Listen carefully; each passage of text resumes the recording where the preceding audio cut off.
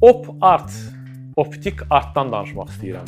20-ci əsrin ortalarında sənətdə baş verən bir neçə maraqlı yenilikdən biri də bəzi sənət cərəyanlarının duyğulardan çox gözün qəbul etməsinə meylənməsi idi. Bu optik art, optik sənət idi. Qısa adı ilə desək, op art. Op artda rənglər hisslərin ifadəçisi olmaqdan çıxır, tamaşaçı gözünün optik təcrübəyə daxil olmasını və bu yolla nələrisə dərk etməsinin vasitəsinə çevrilir. Op artın kökləri 19-cu əsrin optika sahəsindəki elmi kəşflərinə qədər gedib çıxır. O dövrdə fiziklərin işığın qırılması, rənglərin bir-birinə təsiri, optik illüziyalarla bağlı araşdırmalar sənətə, sənətçilərə çox böyük təsir elədi.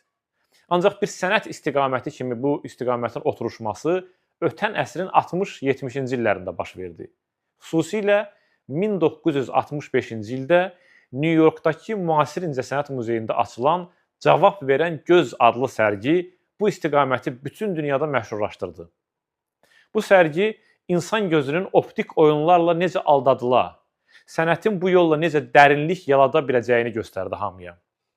Bu sərgidə ilk dəfə sonradan çox məşhurlaşacaq Julian Stanzak, Bridget Riley və Viktor Vazarelli kimi sənətkarların əsərləri nümayiş olundu, göstərildi.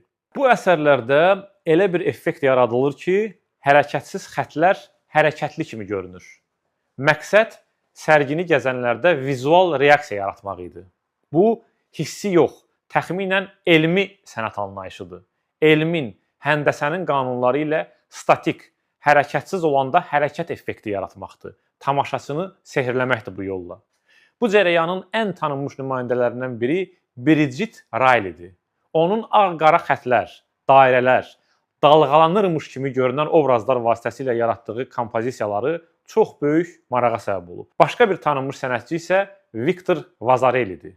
Ona hətta op artın nəzəriyyəçisi də deyirlər. O, riyazi dəqiqliklə həndəsi fiqurlar, naxışlar yaradır. Rənglərin bir-birinə keçidini elə qurur ki, adama elə gəlir ki, bunlar 3 ölçülüdür. Vazarelli sənətin gələcəyini sənaye ilə birləşən zəkada görürdü.